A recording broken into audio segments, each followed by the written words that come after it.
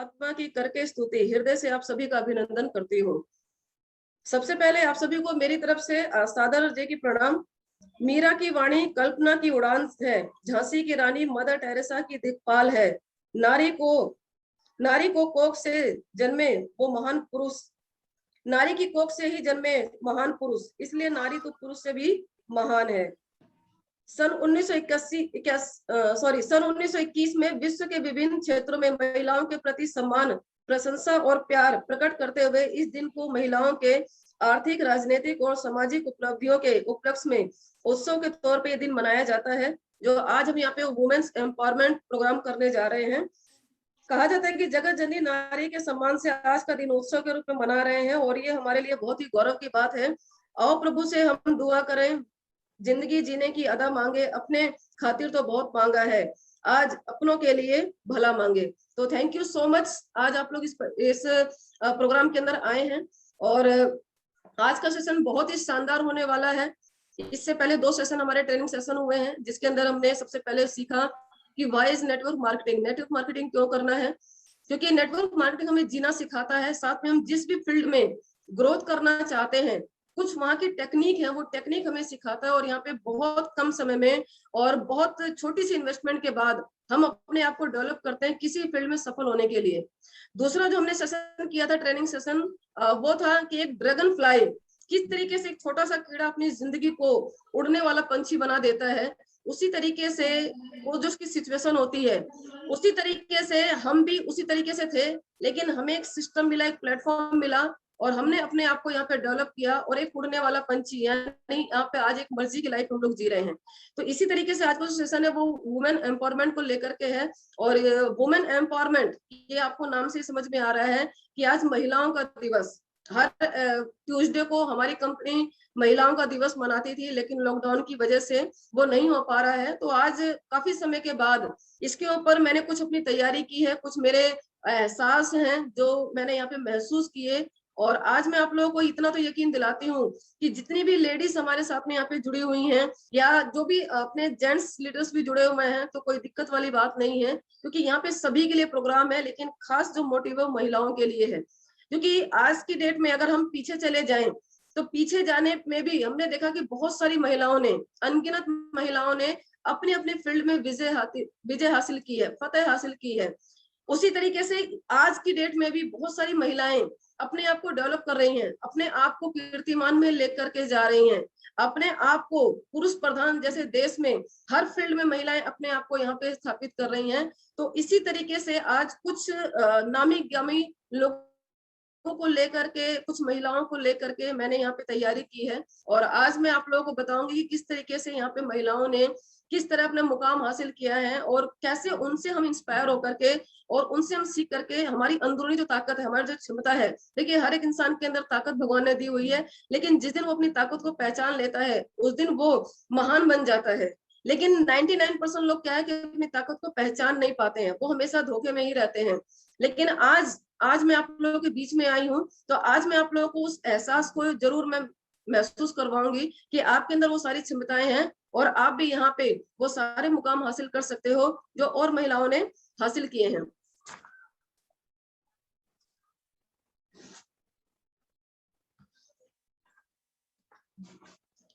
Rahul sir, मेरी आवाज आ रही है? Yes ma'am, perfect. ओके, चलिए यहाँ पे लिखा मल्टीपल रोल्स ऑफ वुमेन्स।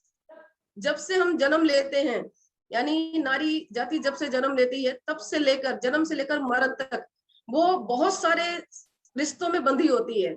जब वो जन्म लेती है तो किसी की बेटी होती है, उसके बाद किसी की बहन होती है, शादी के बाद किसी की पत्नी हो जाती है, पत्नी बनने के बाद किसी की बुआ, किसी की चाची, किसी की मौसी, किसी की मामी हो जाती है। उसके बाद फिर वो आगे चल करके किसी की बहू बन जाती है, फिर वो आगे चल करके वो खुद सास बनती है और आगे चल के वो दादी बन जाती है। तो इस तरीके से महिलाओं के जन्म से लेकर और मृत्यु तक के कई चरणों में महिलाएं विभाजित होती हैं और जिसमें से एक जो महत्वपूर्ण अंश आता है कि महिलाएं प्रोफेशनल बनती है। प्रोफेशनल का मतलब है कि ये वो महिलाएं होती हैं जो अपने अंदर से उस नारी शक्ति को बाहर निकालती हैं और जो अपने आप को दुनिया में प्रूव करके दिखाती हैं। बहुत सारे लोग ये सोचते हैं कि महिलाओं को जागरूक करने के लिए कुछ करना पड़ेगा, ऐसा कुछ भी नहीं है, महिलाओं को जागरूक करने के लिए कुछ करने की जरूरत नहीं है। आज आपको मैं एक रियल घटना सुनाने जा रही हूँ और उस घटना से आप समझ पाएंगे। ये घटना है पंजाब की। पंजाब एक गांव से ये घटना बिलोंग करती है और ये रियल घटना है। और कहा जाता है कि एजुकेशन के आने की वजह से महिलाओं में शक्ति आई है, तो ऐसा नहीं है।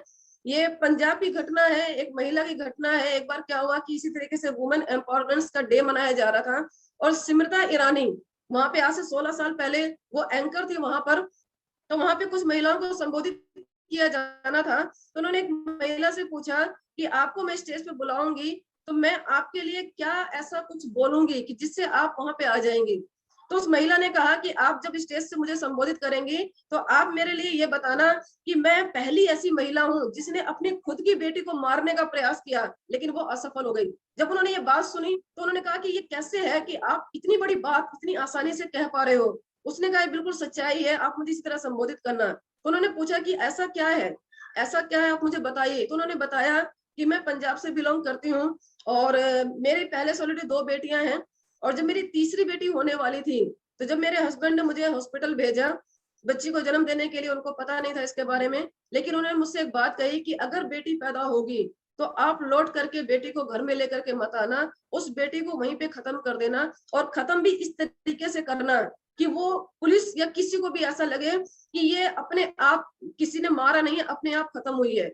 वो महिला हॉस्पिटल में चली जाती है और वो 3 दिन हॉस्पिटल में बच्ची को जन्म देने के बाद में रहती है और हॉस्पिटल पे कोई भी उसको देखने के लिए नहीं आता है, सिर्फ उसका भाई आता है। और जब उसका भाई आता है तो वो भी हालचाल नहीं पूछता है, ये कहता है कि मैं जीजा से मिला था और उन्होंने एक संदेश भेजा है कि अगर बच्ची जन्म ली है तो बच्ची को साथ में लेकर के आप घर मत जाना, बच्ची को यहाँ पे खत्म करके तो आप 2 बेटियों के साथ में रह सकती हो।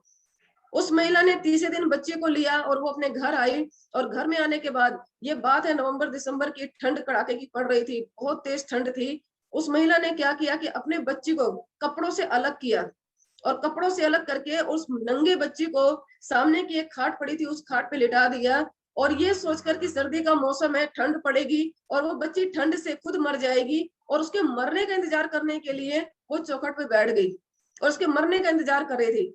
लेकिन कुछ देर के बाद उसकी आंख लग गई और जब सवेरे आंख खुली, जब आंख खुली तो वो डरते डरते बच्ची के पास गई और ये सोचकर गई कि अब तो मर चुकी होगी और मैं चिल्लाऊंगी और मैं लोगों को बताऊंगी कि मेरी बच्ची मर गई। लेकिन जब वो उस खटिया के पास पहुंचती है तो देखती है कि उसकी बच्ची सर से लेकर पांव तक पूरी नीली पड़ी होती है, लेकिन उसके बावजूद भी बच्ची जिंदा होती है।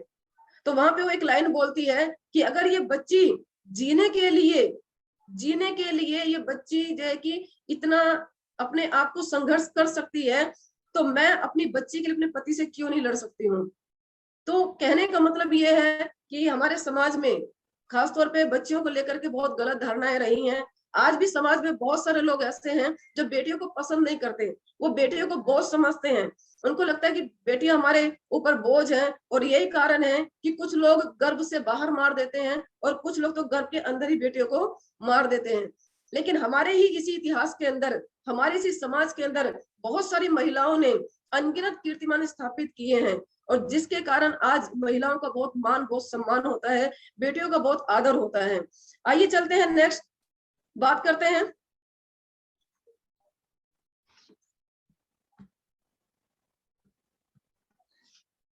वुमेन्स वॉइस टुडे, आज की आवाज, एक महिला की आवाज क्या है, मैं भी छू सकती हूँ आकाश, मौके की है मुझे तलाश।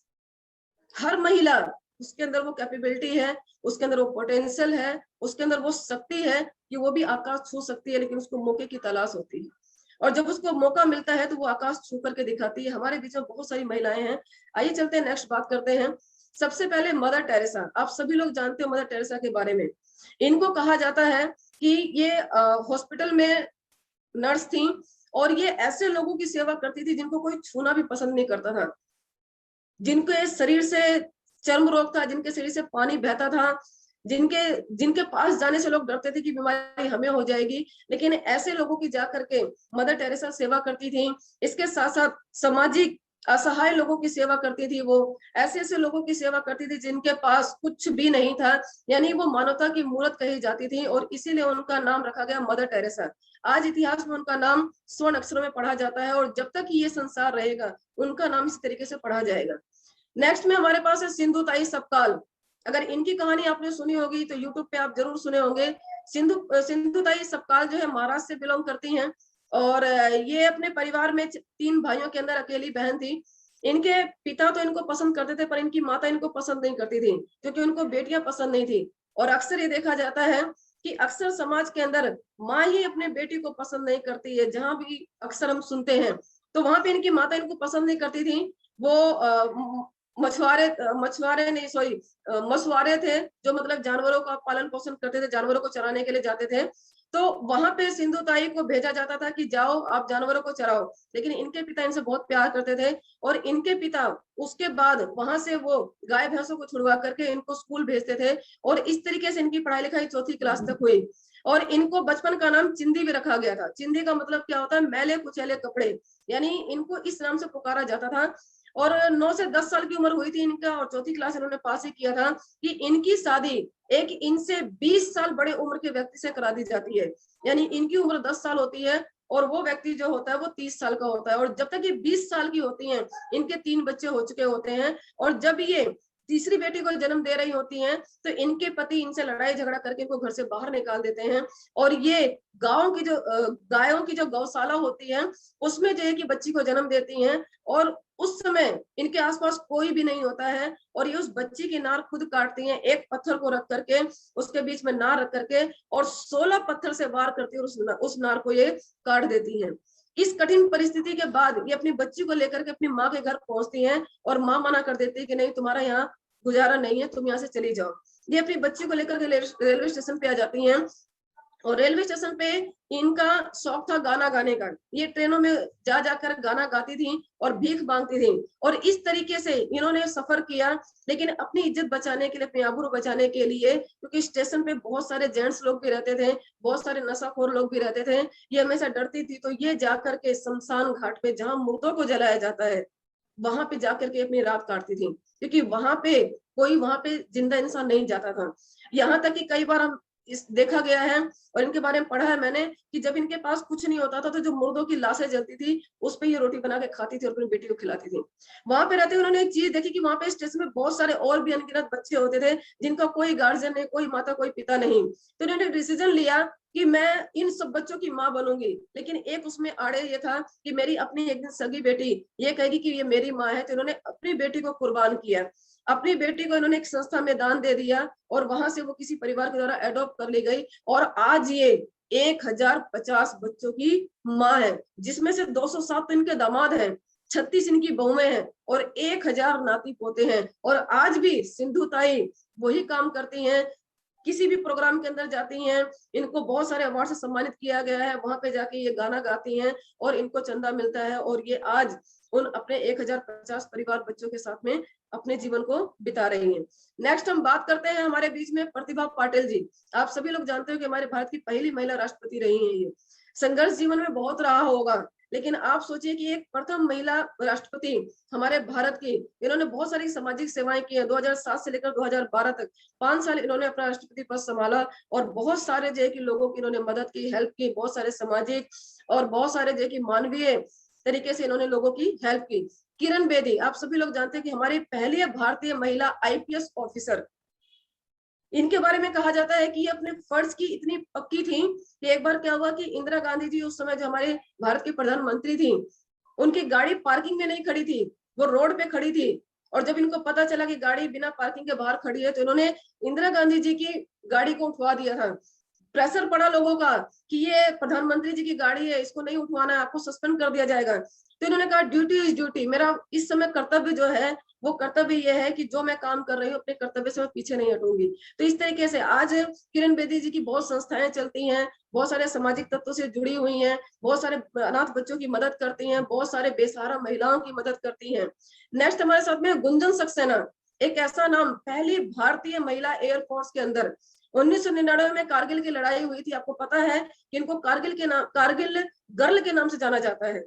इनकी एक फिल्म मैंने देखी थी कि जब छोटी सी उम्र थी तो इनको बचपन से ही पायलट बनने का शौक था, लेकिन भाई और इनकी मम्मी हमेशा मना करते थे कि नहीं, पायलट नहीं बनना है, लेकिन इनके पिता हमेशा समर्थन करते थे। और जब ये बड़ी हो गई, इन्होंने ग्रेजुएशन कंप्लीट कर ली, तो ये पायलट तो नहीं बन सकी क्योंकि उसमें खर्चा बहुत था, तो इन्होंने एयरफोर्स ज्वाइन किया। और एयरफोर्स के अंदर जहां पे आज तक का रिकॉर्ड था कि वहां पे कोई महिला या कोई लड़की का वहां पे जो है कि कोई भी नहीं गई थी, जब ये पहली महिला वहां पे गई तो इनके लिए शौचालय तक उपलब्ध नहीं था, बड़ी दिक्कत इनको होती थी वहां पर। इनको कोई ड्रेसिंग रूम नहीं दिया गया था कि जहाँ पे ये अपने अपने ड्रेस वगैरह को चेंज कर सके, लेकिन इन्होंने फिर भी हार नहीं मानी, उन्हीं पुरुषों के बीच में रह करके अपनी ट्रेनिंग को पूरा किया।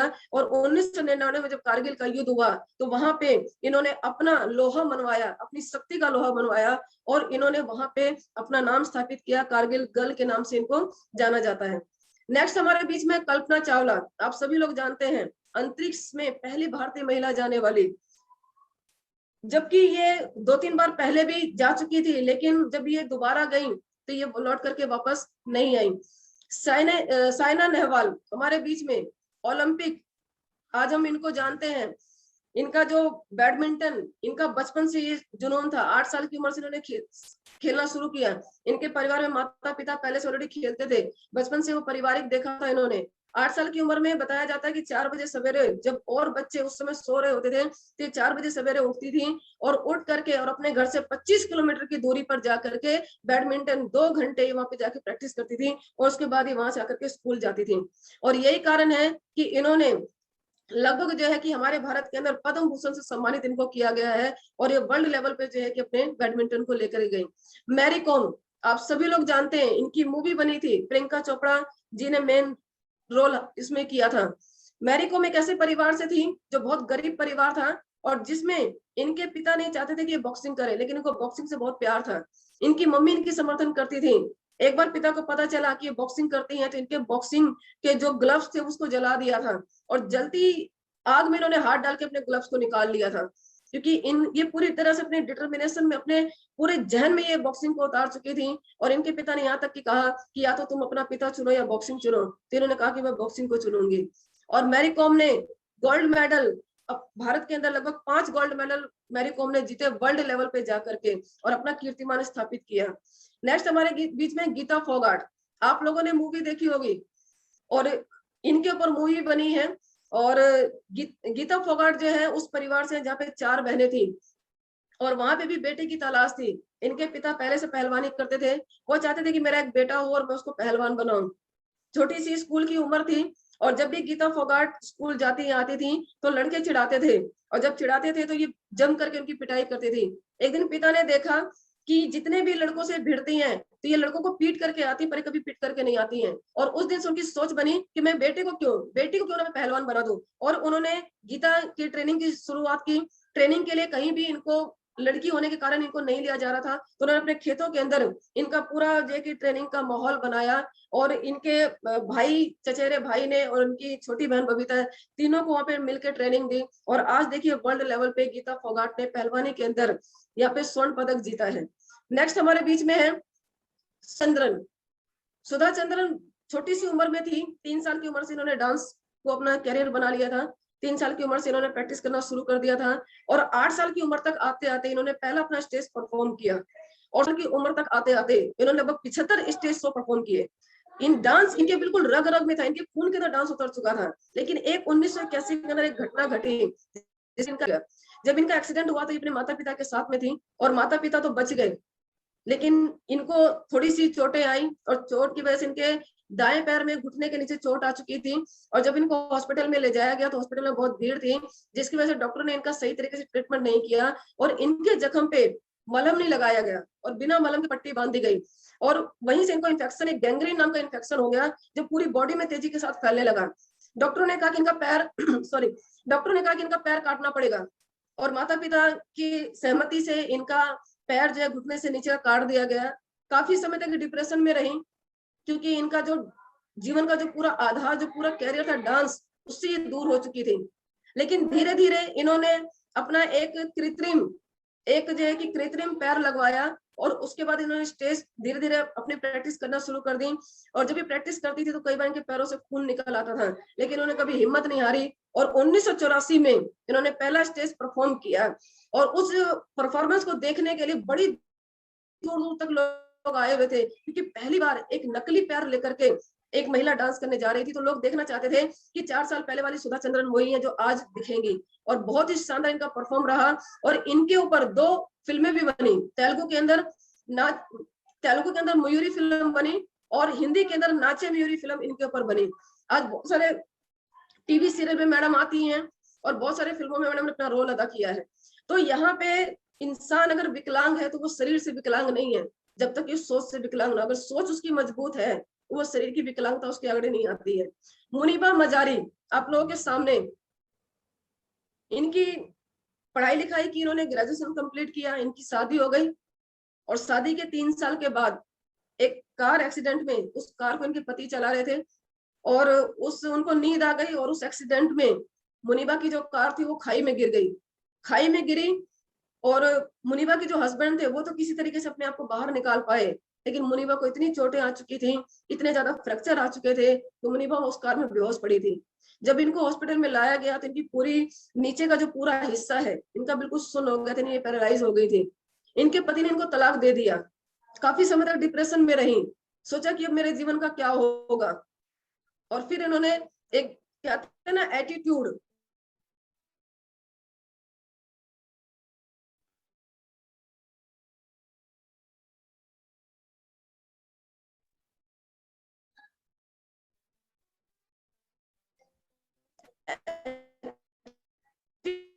एटीट्यूड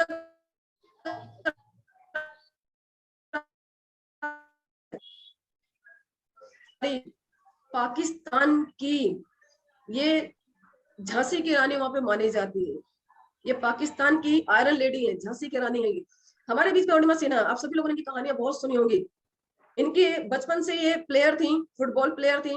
एक चलती ट्रेन में कुछ बदमाशों ने चैन खींचने के चक्कर में इनको ट्रेन से नीचे धकेल दिया और ये घटना बरेली के आसपास की है। और जब ये नीचे फेंकी गई तो लगभग एक आती हुई ट्रेन से टकरा गई और इनका जो दोनों पैर है वो पैर पटरी के नीचे, पटरी के ऊपर पड़ गया और वो एक ट्रेन ने आकर के इनका पैर काट दिया। इनके पीछे रीढ़ की हड्डी में मल्टीपल फ्रैक्चर आ चुके थे। और उसके बाद जब गांव वाले आए, लगभग 49 ट्रेन अप डाउन हुई। और फिर जब गांव वाले सवेरे आए तो उन्होंने देखा कि लड़की बेहोश पड़ी है और उस अवस्था में इनका माइंड तो काम कर रहा था पर शरीर काम नहीं कर रहा था। ये महसूस कर पा रहे थे कि बहुत सारे चूहे जो है इनके शरीर को कुतर रहे थे। इनकी पैंट में पांव लटका हुआ था। वहां के गांव वालों ने इनको उठाया और उठा करके बरेली हॉस्पिटल लेकर गए, लेकिन वहां पे एनेस्थीसिया नहीं था। डॉक्टर लोग विचार कर रहे थे कि जहर बहुत तेजी से बॉडी के अंदर फैल रहा है अगर पैर को नहीं काटा गया तो। लेकिन उस अवस्था में इन्होंने कहा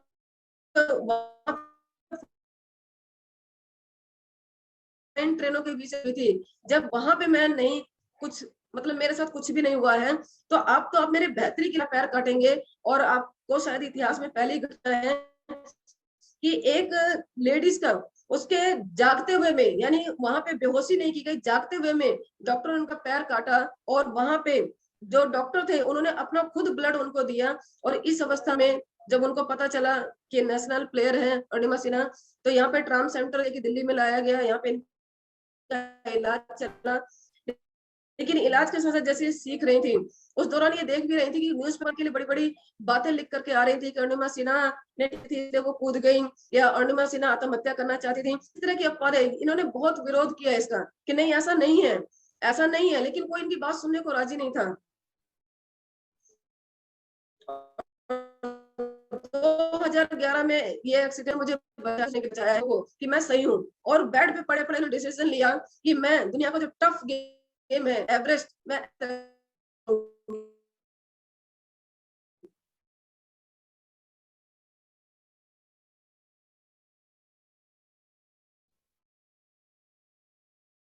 और जब उस समय सोचा ही ना ड्रीम उनको बचेंद्र में कहा सिन्हा मलिकों को डेट आनी बाकी है। और 2011 से लेकर 2013 तक इन्होंने लगातार प्रैक्टिस की और 2013 में इन्होंने एवरेस्ट फतेह किया। आप सोच के देखिए, एक पैर से पूरी तरह विकलांग जब ये एवरेस्ट की चोटी पे चढ़ रही थी तो इन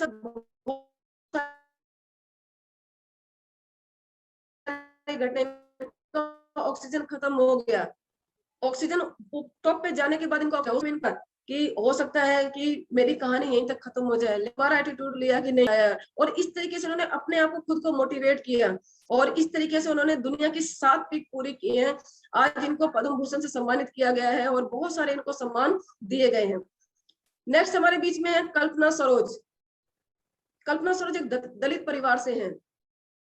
छोटी सी उम्र में, बचपन से पढ़ाई लिखाई कर रहे थे, लेकिन छोटी सी उम्र में तीसरी चौथी क्लास आते आते 9-10 साल की उम्र में इनकी शादी कर दी गई, और जब इनकी शादी कर दी गई तो 13 साल की उम्र में इनका गोना दे दिया गया, और इनके पति भी इनकी उम्र से कम 10-15 साल बड़े थे। और शादी के बाद जब अपने घर चली आई, 13 साल की बच्ची कुछ भी नहीं जानती थी, ये अपने घर में सारा काम भी करती थी, उसके बावजूद इनके साथ मार पिटाई होती थी। पति शराबी मिला था, वो पी खा के इनको मारना पीटना, वो सारे जो कि हथियार इन पे अपनाए जा रहे थे, इनको टॉर्चर किया जा रहा था। घर परिवार में सास ससुर सब लोग इनको टॉर्चर करते थे।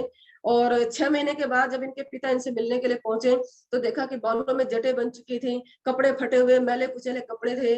उनके पिता उनको अपने साथ में ले आए। जब अपने साथ में ले आए तो यहाँ पे गांव वालों ने खंडन किया कि नहीं नहीं, यहाँ से हमारे घर से बेटी की डोली जाती है और पति के घर से अर्थी आती है। लेकिन पिता ने कहा कि नहीं, मेरी बेटी यहीं पे रहेगी, और इनकी पढ़ाई लिखाई दोबारा से शुरू की। लेकिन दोबारा से शुरू करने के बाद जो एक दिमाग में जो एक बात चल चुकी थी वो ये थी कि पढ़ने लिखने के बाद मैं करूंगी क्या, क्योंकि इनका पढ़ने में मन नहीं लगता था। पहले बहुत ही होनहार थी पढ़ने लिखने में, लेकिन बाद में इनका मन नहीं लगा, क्योंकि वहां पे जितनी भी उनके साथ की लड़कियां थी वो सब इनसे बुरा बर्ताव करती थी। आते जाते गांव वाले इनको टोकते थे, बुरी नजर से देखते थे, उनके साथ अच्छा बर्ताव नहीं करते थे। तो परेशान आकर के इन्होंने एक बार अपने आप को मारने का ठान लिया, और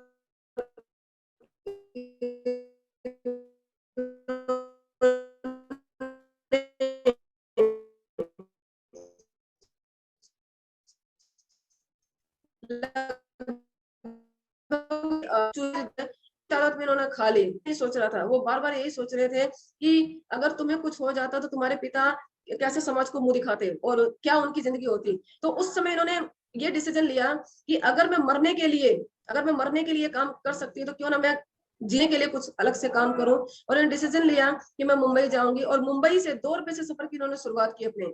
ये एक मिल में जो कि धागा काटने का काम करती थी, 2 रुपए एक दिन का कमाती महीने का। और एक गुजराती परिवार में जाकर के इन्होंने रहना शुरू किया। इनके पास खुद का घर भी नहीं था, और धीरे धीरे इनका व्यवहार बहुत अच्छा था, और इन्होंने कुछ सामाजिक लोगों के साथ कुछ मिलकर के काम शुरू किया, जिससे इनकी वैल्यू वहां पे बहुत अच्छी बन गई। लोग इनको जानने लगे, मानने लगे। उसके बाद धीरे धीरे जो है कि इन्होंने एक संस्था से लोन लिया और एक ब्यूटी पार्लर खोला, और एक अपनी फर्नीचर की इन्होंने जो कि अपनी शॉप बनाई, जिसकी वजह से क्या था कि इनकी इनकम बढ़ने लगी। और उसके बाद एक प्रॉपर्टी थी जो फंसी हुई थी, उन्होंने केस लड़के उस प्रॉपर्टी को बाहर निकाला, और एक बिल्डर ने इनका समर्थन किया, और उन्होंने कहा कि मैं आपका सपोर्ट करता हूं, आप बिल्डर बन जाओ। और उन्होंने बिल्डर बन के काम करना शुरू किया।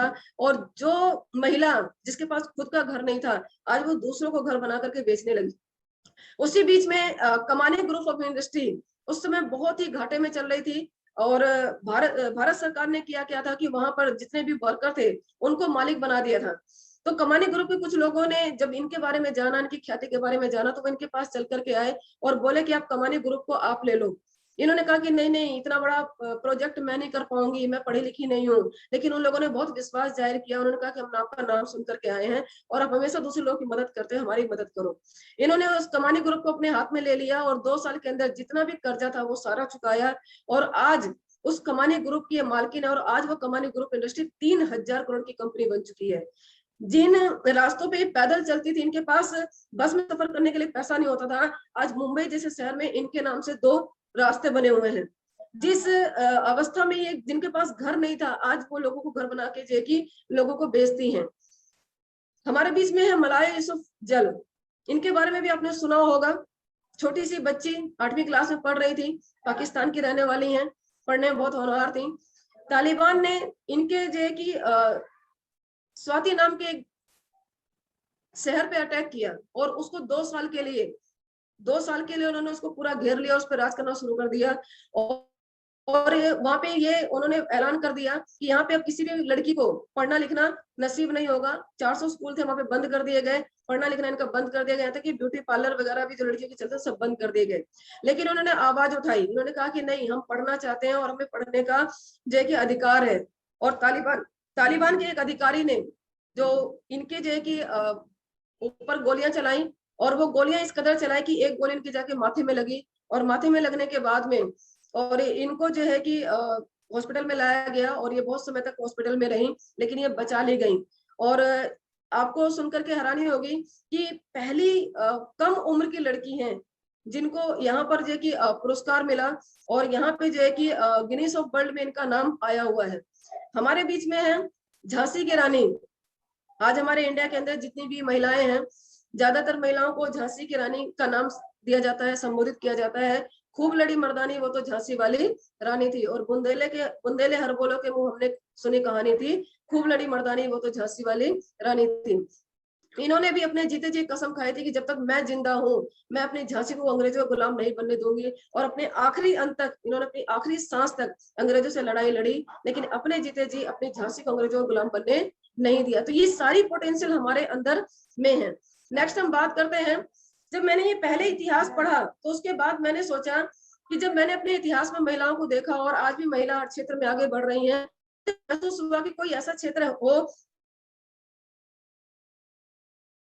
महिलाएं जो अपने आप को आगे बढ़ाना चाहती हैं, चाहे वो किसी भी परिवार से, कोई भी धर्म हो, कुछ भी आता हो या ना आता हो, चाहे वो किसी भी रंग रूप में हो, जहां हो मान सम्मान मिले, बराबर मिले, कोई भेदभाव ना हो, चाहिए को जहां वो अपने आप को देखना चाहती हैं, भी छू सकती हूँ आकाश, बस ओके मुझे तलाश। तो मुझे एक ही सिंगल प्लेटफॉर्म मिला, वो है वेस्टीज। और वेस्टीज में आने के बाद भी मैंने अपनी सर्च की, और आज मैं आपको बताना चाहती हूँ कि यहाँ पे ये सारी महिलाएं जिन्होंने वेस्टीज के अंदर अपना कीर्तिमान स्थापित किया, अपना लोहा मनवाया, जहाँ पे पुरुष प्रधान, लेकिन वेस्टीज के अंदर कोई प्रधान नहीं है। वेस्टीज के अंदर सबको बराबर का दर्जा मिला है, बराबर का मान सम्मान। वेस्टीज एक ऐसा सिंगल प्लेटफॉर्म है जहाँ पे महिला हो या पुरुष हो, दोनों को बराबर का दर्जा दिया जाता है। सबसे पहले हम बात करते हैं दीपाली पात्र के बारे में पढ़ा।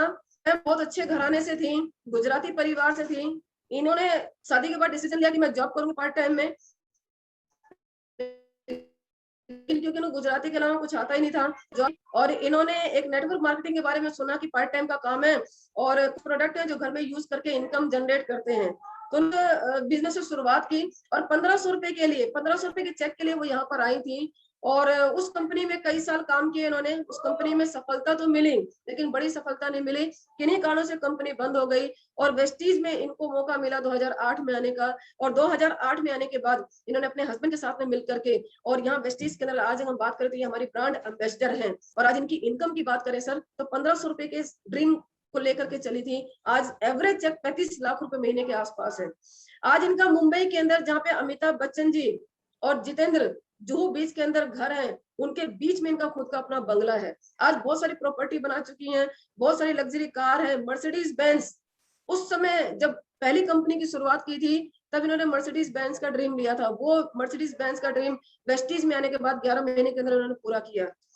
नेक्स्ट हमारे पास है नीलिमा अम्बिस्ट। नीलिमा अम्बिस्ट के बारे में बता दिए, महाराष्ट्र से बिलोंग करती हैं और बहुत अच्छे परिवार से हैं। पिता गवर्नमेंट जॉब में थे, पति से शादी हुई, वो भी गवर्नमेंट एम्प्लॉय थे, और बहुत अच्छा इनकम का सारा स्रोत था। लेकिन एक ही चीज की कमी थी, और वो कमी क्या थी कि इनके पास अपने नाम का कुछ भी नहीं था।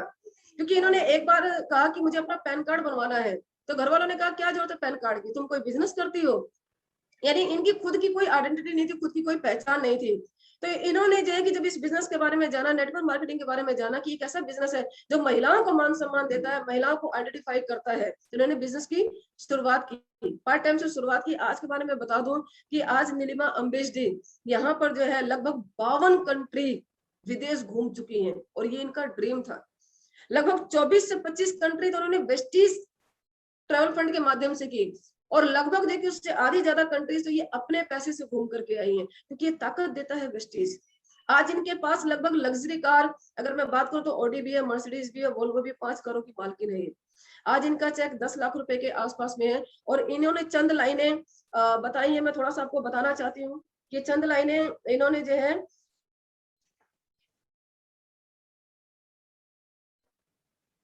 इन्होंने कुछ इस तरह से शब्द कहे हैं कि दिन की रोशनी ख्वाबों को बनाने में गुजर गई, रात की नींद बच्चों को सुलाने में गुजर गई, और जिस घर पे मेरे नाम की तख्ती भी नहीं, सारी उम्र उस घर को सजाने में गुजर गई। तो ये कहानी रही इनकी, लेकिन आज इनके माध्यम से बहुत सारी महिलाएं इनसे इंस्पायर होती हैं और इस बिजनेस के अंदर वो भी अपने ड्रीम्स को पूरा कर रही हैं। अगले है हमारे पास अर्पणा देव मैम। अर्पणा देव मैम के बारे में आप लोगों ने भी सुना होगा और बहुत अच्छे से सुना होगा। मैम बिजनेस परिवार से थी। इनके पिता बिजनेस करते थे, घर में किसी तरह कोई कमी नहीं थी, लग्जरी सब कुछ था, नौकर चाकर सारी चीजें थी। लेकिन छोटी सी उम्र में पिता नहीं रहे। जब पिता नहीं रहे तो इनकम का स्रोत जीरो हो गया, और परिवार में ऐसा था नहीं कि कोई सपोर्ट कर सके। तो छोटी सी उम्र से भाई ने भी काम करना शुरू किया, मम्मी ने भी काम करना शुरू किया। इनका फोकस था पढ़ाई लिखाई में, क्योंकि बचपन से इनको बताया जा रहा था अगर अच्छी पढ़ाई लिखाई करोगे तो आपके पास अच्छी नौकरी होगी। और इन्होंने उस फोकस के साथ अपनी पढ़ाई लिखाई की। इन्होंने बहुत सारी स्कॉलरशिप, हर क्लास में स्कॉलरशिप भी लिया। और उसके बाद इनकी शादी हो गई देव सर से। और इन्होंने जो है कि अपने बिजनेस के साथ साथ, देव सर नौकरी करते थे, अपना बिजनेस करते थे, फिर दोनों ने मिलकर के डिसीजन लिया कि नहीं हम बिजनेस ही करेंगे। इनका बिजनेस जिस तरीके से ट्रेडिशनल मार्केट में आप जानते हो कि यहाँ पे इनकम कम होती है, लेकिन यहाँ पे लाइबिलिटीज ज्यादा होती है। तो इस बिजनेस में सफर कर रहे थे ये लोग, लेकिन जब डायरेक्ट सेलिंग के बारे में पता चला तो एक अदर कंपनी में 10 से 12 साल रहे। वहां पे नेम फेम, गाड़ी, विदेश यात्रा, सारी चीजें उन्होंने ली। लेकिन किसी कारण से उस कंपनी के डाउनफॉल आया। वहां के इनके सारे टीम के लोग निकल निकल के अदर कंपनी में जा रहे थे। मौका इनके पास भी था, लेकिन वहां उन्होंने डिसीजन नहीं लिया। लेकिन 2008 में आने के बाद इन्होंने डिसीजन लिया और वेस्टीज को ज्वाइन किया। आज हमारी ब्रांड एम्बेसडर है। आज इनका बेटा लंदन की टॉप यूनिवर्सिटी में, जहाँ पे गिनती के 60 बच्चे पढ़ते हैं, वहां पे इनका बेटा पढ़ता है। इसके साथ साथ आज इनके पास लग्जरियस सारी चीजें, अपना खुद का घर है। पता नहीं कितनी कंट्री से विदेश घूम के आ चुके हैं। आज अगर इनकम की बात करें तो इनकी भी इनकम 20-25 लाख रुपए महीने की इनकम है आज की डेट में। अगर हम आगे बात करें हेतल खोना मैम, और देखिए कहते हैं ना कि किसी ना किसी को जब आप सुनते हो तो कहीं ना कहीं आपके अंदर की जो वो महिला शक्ति है, जो वो आग होती है, जो भूख होती है, जो बर्निंग डिजायर होती है, वो कहीं ना कहीं आपकी वो निकल करके बाहर आती है।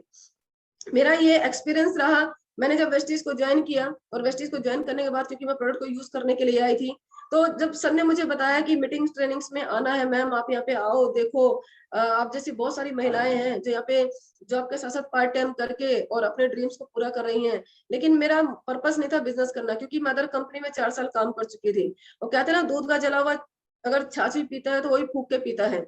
लेकिन पहली बार मुझे मौका मिला सक्सेस सेमिनार में जाने का, और पहला सेमिनार हेतल खोना मैम का था। और जब मैंने इनका सेमिनार सुना था, क्योंकि जो संघर्ष इन्होंने 5 साल किया था अपने बेटे को लेकर के, एक इनका पहला बेटा हुआ था जिसकी लाइफ सर्जरी लगभग 5 बार हुई थी, और लाइफ सर्जरी में इनका सारा पैसा खत्म हो चुका था। ये बिल्कुल परेशान हो चुकी थी, इनके पास कुछ भी नहीं बचा था। लेकिन उस अवस्था में इन्होंने डिसीजन लिया था कि मैं वेस्टीज को पार्ट टाइम करूंगी। 2 बच्चों के साथ में पार्ट टाइम करते हुए, उस समय वेस्टीज में ने ma'am universal crown director level पे थी, 3.5 लाख रुपए के आसपास का चेक था, और मर्सिडीज वैन चला रही थी। जब मैंने इनको देखा और जब इनके संघर्ष को देखा, उस दिन मैंने डिसीजन लिया था, क्योंकि डिसीजन लेना बहुत जरूरी है सर। जब तक हम अपने अंदर से डिसीजन नहीं लेते तब तक हमें कोई कामयाब यहाँ पे बना ही नहीं सकता है। उस दिन मैंने डिसीजन लिया कि अगर ये मैम वेस्टीज में सफल हो सकती हैं इनके साथ इतने सारे चैलेंज के बावजूद, तो तेरे अंदर कोई चैलेंज नहीं है कुसुमिता, तू बहुत कुछ कर सकती है। और वहां से डिसीजन लिया और काम करना शुरू किया। और हेतल खोना मैम आज जे कि हमारे डबल यूनिवर्सल क्राउन डायरेक्टर हैं। आज इनकम की बात करें 15 लाख रुपए के आसपास चेक है। मर्सिडीज ड्राइव करती हैं, एक लग्जरी घर में रहती हैं, और आज अपने बच्चों को वो सारी सुख सुविधाएं देती हैं जो वो अपने बच्चों को देना चाहती थी। ज्योति जायसवाल मैम, इनका बिजनेस भी इन्होंने जे कि जब ये लड़की थी तब इन्होंने नेटवर्क मार्केटिंग के बारे में जाना, और इन्होंने बिजनेस की शुरुआत की। और इनके साथ इनके पार्टनर हैं विक्की जायसवाल जी, दोनों जने ने मिलकर के इस बिजनेस को डेवलप किया। और आज के डेट में हमारी कंपनी के ब्रांड एम्बेसडर हैं। आज लाखों रुपए का चेक है, लग्जरियस जिंदगी जी रहे हैं। और इसके साथ साथ बहुत सारे लोगों को ये इंस्पायर करते हैं, बहुत सारे लोगों को आज एजुकेट करते हैं कि वो भी अपनी अपनी जिंदगी को अपने शर्तों पे जी सकें। एकता सहदेव, हम सभी लोग इनके बारे में जानते हैं। एक मिडिल क्लास दिल्ली की रहने वाली मिडिल क्लास फैमिली से बिलोंग करती हैं। और छोटी सी उम्र में इनके पिता डेथ कर गए, और जब पिता डेथ कर गए तो जिम्मेदारी बड़ी होने के नाते इनके ऊपर आ गई, इनकी मम्मी के ऊपर आ गई। मम्मी बहुत संघर्ष करती थी, बच्चों को स्कूल में पढ़ाने जाती थी, ट्यूशन में पढ़ाती थी, लेकिन ज्यादा खास इनकम नहीं हो पाती थी। तो ये इन्होंने बताया कि जब कोई त्योहार पड़ता था तो त्योहारों पे नए कपड़े आते हैं, लेकिन त्योहारों पे इनके जो अपने सगे संबंधी से मामा हो गए या चाचा हो गए, इस तरीके के जो लोग थे, वो अपने बच्चों के पुराने उतरे हुए कपड़े इन लोगों को देते थे, भाई बहनों को ये लोग पहनते थे। लेकिन इनके अंदर शुरू से एक ड्रीम था, वो था पैसा कमाने का, क्योंकि उन्होंने देखा था कि जब इंसान के पास पैसा होता है तो उसकी वैल्यू होती है, लेकिन पैसा नहीं तो उसकी वैल्यू नहीं होती है। तो इनको बचपन से ड्रीम था कि नहीं, मुझे बड़ा पैसा कमाना है। और इन्होंने पढ़ाई लिखाई की, 9वीं क्लास पास की इन्होंने, और 9वीं क्लास पास करने के बाद में ये मॉडलिंग करना चाहती थी, लेकिन मॉडलिंग के क्षेत्र में नहीं जा पाई। और इन्होंने एक दुकान से, एक शॉप से अपने करियर की शुरुआत की, सेल्स वुमेन बन गई, और वहां पे लगभग जो है कि कई साल काम करने के बाद 10,000 रुपए की इनकम पे चल रही थी। और उसके बाद इन्होंने शादी भी की। और देखिए अक्सर क्या होता है कि बहुत कम लड़कियां होती है जो अपनी शादी की बात करती हैं, लेकिन क्योंकि इनकी भूख थी, इनको पैसा कमाना था, बड़ा आदमी बनना था, तो इन्होंने शादी के लिए प्रपोज कर दिया कि मैं शादी करूंगी। घर वाले भी परेशान, और इन्होंने लड़का भी खुद ही मैगजीन अखबारों के अंदर इश्तिहार दे दिया कि कोई भी अमीर लड़का, और उसका इतना इतना ये होना चाहिए। और इनको देख करके, क्योंकि खूबसूरत थी, इनको देख करके एक परिवार का इनके पास आया समर्थन, और इन्होंने शादी तैयारी कर दी।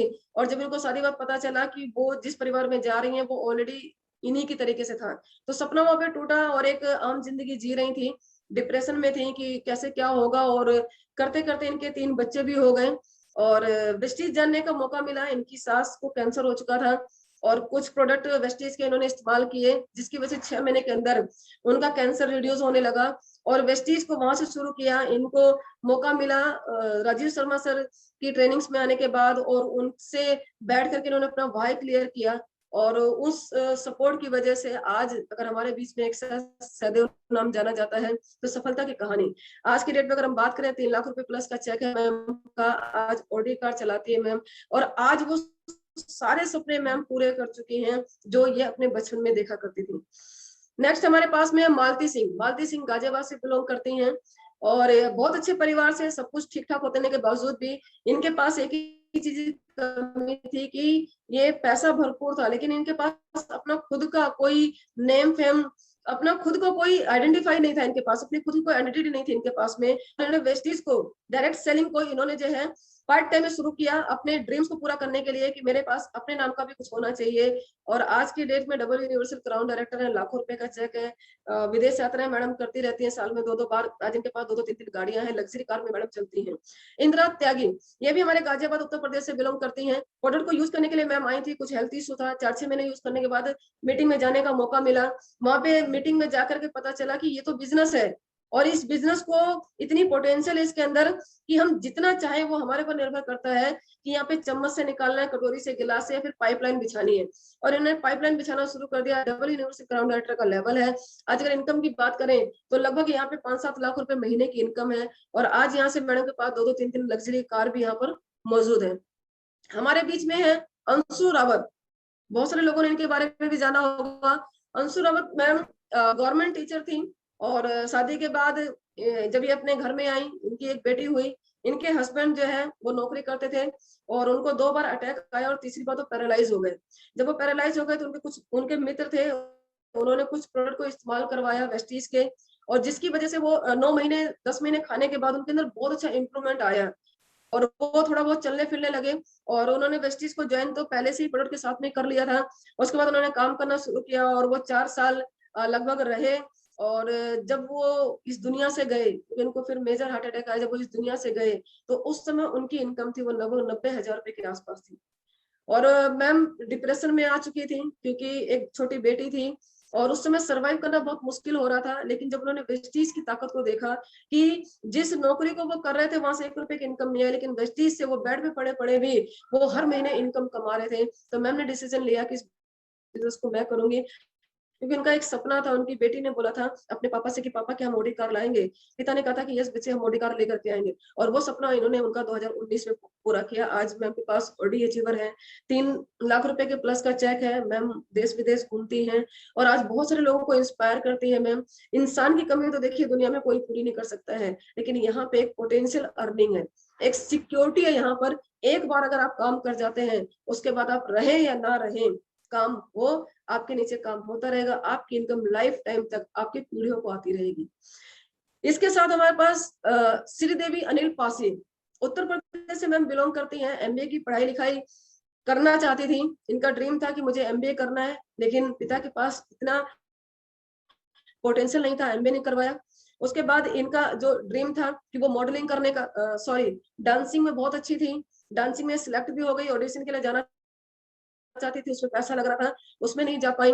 और उसके बाद इन्होंने जॉब से अपने करियर की शुरुआत की। इनकी शादी हो गई अनिल जी से, और कुछ समय के बाद ये, इनको पता नहीं था कि सर ने वेस्टेज ज्वाइन कर रखा है, उन्होंने कभी बताया नहीं था या कभी इन्होंने समझा नहीं होगा। लेकिन उनकी डेथ होने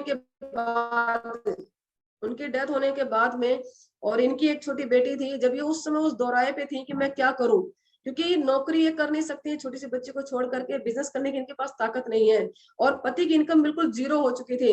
लेकिन उस कंडीशन में इन्होंने एक दिन अपने हस्बैंड के फोन को यूं ही देख रही थी, तो पता चला कि वेस्टीज चीज क्या है।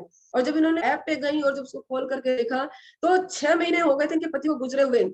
इनके पति को 6 महीने गुजरे हुए थे, लेकिन नौकरी से इनकम नहीं आ रही थी, लेकिन वेस्टी से हर महीने के घर में इनकम आ रही थी। और डिसीजन लिया कि नहीं, ये ऐसे बिजनेस को करना है कि जहाँ पे एक इंसान दुनिया में नहीं भी है तो भी उसके नाम से पैसा आ रहा है।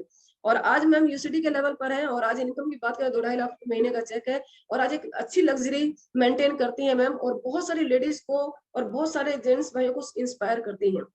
नेक्स्ट हमारे बीच में है सुरभि सिंह, और मैं इनसे बहुत ही इंस्पायर होती हूँ। और मैं, जब मेरा पहला ट्रिप था थाईलैंड का, तो मैं बहुत खुशनसीब हूँ कि मेरी जो रूम पार्टनर थी वो सुरभि सिंह मैम थी, और मुझे बहुत मजा आया था इनके साथ में। बहुत ही नम्र दिल की हैं, और बहुत ही सहयोग, मतलब कहते हैं ना कि जिसको बिल्कुल पता ही नहीं चलता है। और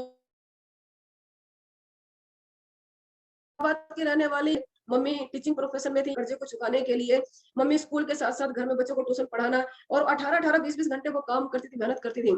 छोटी सी उम्र में ये थे, और उनके भाई थे गौरव गौरव सिंह, दोनों ने मिलकर के बच्चों को ट्यूशन पढ़ाना शुरू कर दिया। और ट्यूशन पढ़ाते पढ़ाते इन्होंने भी अपना मन बना लिया था कि मुझे भी आगे चल के टीचिंग के प्रोफेशन में जाना है। इनके पिता के द्वारा वेस्टीज जानने का मौका मिला, और वेस्टीज इन्होंने ज्वाइन किया, और ज्वाइन करने के बाद इन्होंने काम करना शुरू किया। और देखिए, चैलेंज आते हैं जीवन के अंदर। मैं आपको बताती हूँ, एक बार मैं इनकी स्टोरी सुन रही थी, तो ये बताती थी कि जब हम किसी को बिजनेस बताने के लिए जाते थे ना, और खासतौर पे मैं लड़की थी, और मैं कभी स्कूल से कॉलेज, घर, या सॉरी, घर से स्कूल, कॉलेज, और घर से फिर ट्यूशन, कोचिंग सेंटर अपने, इससे मैं कहीं बाहर जाती नहीं थी। लेकिन जब इन्होंने बिजनेस के अंदर ये आई, तो इनको पता चला कि बिना जाए तो काम होने वाला नहीं है। और जब ये किसी के घर में, पहली बात तो किसी के घर में प्लान दिखाने जाती नहीं थी, और सिंगल कभी जाती नहीं थी, लेकिन कभी अगर जाने का मौका मिलता था, तो इन्होंने अपनी कहानी में बताया है कि मैं पहले ये देखती थी कि एक दरवाजे से अंदर जा रही, दूसरा दरवाजा बाहर निकलने वाला कहाँ है, क्योंकि इनको डर लगता था कि भगवान न करे कोई अनहोनी हो जाए, तो कम से कम मुझे पता हो कि मैं यहाँ से किधर भाग सकती हूँ। इस तरह के चैलेंज जीवन में आए। बहुत सारे लोगों ने मना किया इस बिजनेस के बारे में, बहुत सारे लोगों ने ताने कसे, ये नहीं चलता है, ये लड़कियों के बस का काम नहीं है, ये तो चिट फंड है, ये तो चैन बनाने का, बहुत सारी चीजें आई, लेकिन उन्होंने हार नहीं मानी। आज की डेट में मैडम के पास 5-5 गाड़ियां हैं, जिसमें से ऑडी आपके सामने है। और आज अगर मैम की और इनके ब्रदर की बात करें, तो दोनों की इनकम मिला के 8 लाख रुपए महीने की है। और जो सबसे बड़ी बात है, और सबसे बड़ी बात है कि आज ये यूथ आइकॉन है, आज बहुत सारी लड़कियों को प्रभावित करती है अपने जीवन से। प्रतिभा भटनागर, अगर इनकी बात करें, तो ये बहुत अच्छी फैमिली से है, बिजनेस परिवार से है, पैसे की कोई कमी नहीं, कुछ दिक्कत नहीं थी। लेकिन सेम इनके साथ यही था कि हाउस वाइफ थी, घर में रहती थी, चुप रहती थी। और जब इनको इस बिजनेस के बारे में पता चला, तो इनको पता चला कि पार्ट टाइम का है, तो इन्होंने डिसीजन लिया कि चलो पार्ट टाइम का है, और यहाँ पे एक अच्छा परिवार मुझे मिलेगा, एक सपोर्ट मुझे मिलेगा। और यहाँ पे जो है कि मैं अपनी आइडेंटिफाई को, अपनी आईडी को डिफाइन कर सकती हूँ, मैं अपने आप को यहाँ पे प्रूव कर सकती हूँ। तो इन्होंने बिजनेस की शुरुआत की, और आज अगर मैं बात करूँ, प्रतिभा भटनागर जी आज डब्ल्यू यूनिवर्सल क्राउन डायरेक्टर हैं। आज लगभग इन्होंने जो है कि लगभग 12 से 15 कंट्री ये घूम के आ चुकी हैं। अगर मैं इनकी बात करूं, तो आज इनके पास 5 गाड़ियां हैं, जिसमें से वॉल्वो भी है, ऑडी भी है, मर्सिडीज भी है, स्कोडा भी इनके पास में है, और एक गाड़ी क्विड भी इनके पास में है। इसके साथ साथ पूर्णिमा सिंह आज यूथ आइकॉन, आज अगर यूट्यूब पे पूर्णिमा सिंह डालिए तो ये निकल करके आता है। बहुत गरीब ऐसे परिवार से, जहाँ पे मिट्टी का घर, मिट्टी की पुताई होती थी, पिता नौकरी में थे, और वो पुलिस की नौकरी में थे, अक्सर वो घर से बाहर रहते थे। लेकिन एक बार क्या, वो बीमार पड़ गए, अपने घर वापस आए। पूर्णिमा सिन्हा की छोटी सी उम्र थी, और मुश्किल से 8-9 साल की उम्र में पिता बहुत ज्यादा बीमार पड़ गए, परिवार वालों से, अपने रिश्तेदारों से बहुत सारा सपोर्ट मांगा, लेकिन किसी ने सपोर्ट नहीं किया। उस अवस्था में पिता का इलाज नहीं हो पाया, पिता डेथ कर गए। पिता की जॉब माँ को मिल गई, माँ घर से बाहर रहने लगी। 2 भाई छोटे और एक पूर्णिमा सिंह बड़ी, तीनों ने नाना नानी के अपना बचपन पाला। और बचपन से जैसे सिखाया जाता है कि अच्छी पढ़ाई लिखाई करो, अच्छी नौकरी मिलेगी और तुम अच्छा पैसा कमा पाओगे, अपने सपनों को पूरा कर पाओगे। तो इन्होंने उस जुनून के साथ पढ़ाई लिखाई की और इन्होंने जो है कि ग्रेजुएशन किया। ये अपने अपने ड्रीम को पूरा करना चाहती थी, लेकिन पैसे की वजह से नहीं कर पाई।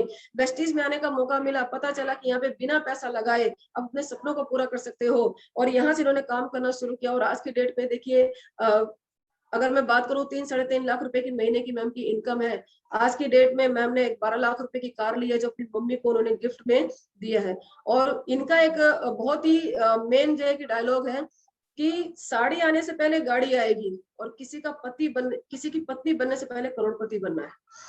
आइए चलते हैं और आगे। जब मैंने इन लोगों के बारे में जाना, जब इन लोगों के बारे में सुना, तो डिसीजन लिया मैंने भी कि अगर ये लोग अगर वेस्टीज में आने के बाद, यहाँ के एजुकेशन में आने के बाद, यहाँ के माहौल में आने के बाद, अपने अपलाइंस को फॉलो करने के बाद, अगर ये लोग यहाँ पे अपने आप को, अपनी शख्सियत को यहाँ पे बना सकते हैं, अपने नेम फेम को कमा सकते हैं, अपना भी एक यहाँ पे कहते हैं ना आइडेंटिफाई अपने आप को कर सकते हैं। तो वेस्टीज को मैंने भी डिसीजन लिया कि मैं भी पार्ट टाइम करूंगी, क्योंकि इससे पहले मैं नौकरी करती थी और 8 साल मैंने नौकरी की थी एनजीओ के अंदर। उसके लिए मैंने 17 साल पढ़ाई लिखाई की थी। संघर्ष मेरे जीवन में बहुत सारे चैलेंज बहुत थे। 3 बच्चे मेरे पास भी, 2 माता पिता, बुजुर्ग, हस्बैंड वाइफ, और छोटी सी आमदनी में गुजारा नहीं होता था। मैं बहुत सारे काम करती थी पैसे के लिए, LIC भी करती थी, 2-3 तरह के LIC करती थी, बच्चों को ट्यूशन पढ़ाती थी, नौकरी भी करती थी। वो सारे काम मैंने पैसे के लिए किए, लेकिन पैसा जितना हम पैसे के पीछे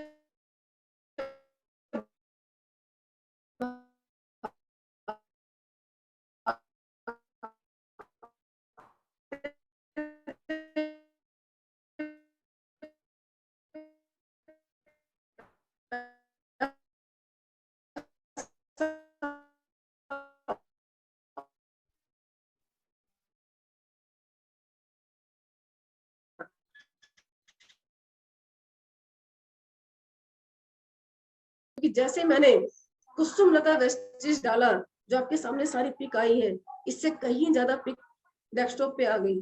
और उस समय कहते हैं ना कि इंसान जब संघर्ष में होता है तो वो समय उसको बहुत लंबा लगता है, लेकिन अचीवमेंट में जाने के बाद लगता है कि पीछे का जो समय था वो तो पता ही नहीं चलता है। और आज मेरी आंखों में आंसू आ गए कि मतलब कि वेस्टीज ने कहां से कहां लाके खड़ा कर दिया है, जिसका कोई नाम नहीं, जिसको कोई सुनने वाला नहीं, और जिसको कोई जानता ही नहीं था, घर में आस पड़ोस में कुछ भी नहीं। एक सीधी सादी सी जिंदगी, एक ऐसी जिंदगी, गुलाम सी जिंदगी चल रही थी। लेकिन आज